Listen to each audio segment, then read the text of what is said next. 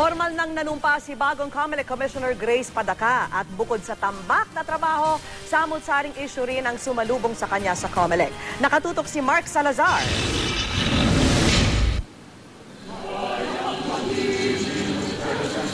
Espesyal para kay COMELEC Chairman Sixto Brillantes ang Monday flag raising ceremony na ito kanina.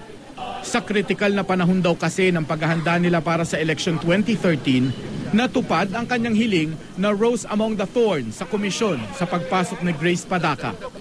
Sa pagdarasal ko na magkaroon ng isang babaeng commissioner dito, sa wakas may dumating na rin. Pero ang inimbitahang si Princess Grace o Gracia sa COMELEC kung bansagan ng ilan dito, nagpasabing hindi makakarating dahil manunumpa pa siya sa pwesto bago tumungtong sa COMELEC. Sa di kalayo ang Department of Justice niya ito ginawa kay Secretary Laila de Lima.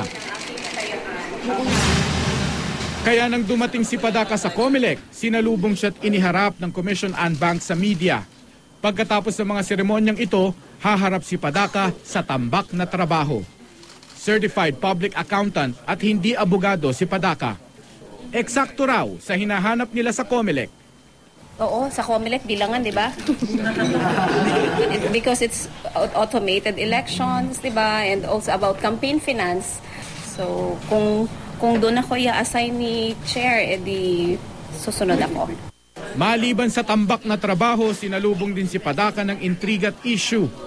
Kalaban ng Liberal Party ang nagtanong kung paano magiging patas ang Liberal leader na si Padaca sa COMELEC, lalo't si Pangulong Noynoy Aquino pa nagpiyansa sa kaso niyang draft sa Sandigan Bayan.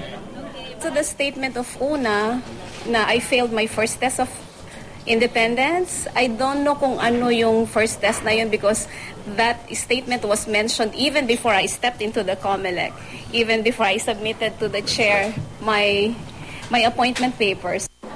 Magbibitiw rin daw agad sa LP si Padaca. Simula bukas, uupo na sa Anbank session si Padaca. Sa linggong ito, ipatatawag lahat ng kandidato sa pagkasenador para salain. Mark Salazar, nakatutok, 24 oras.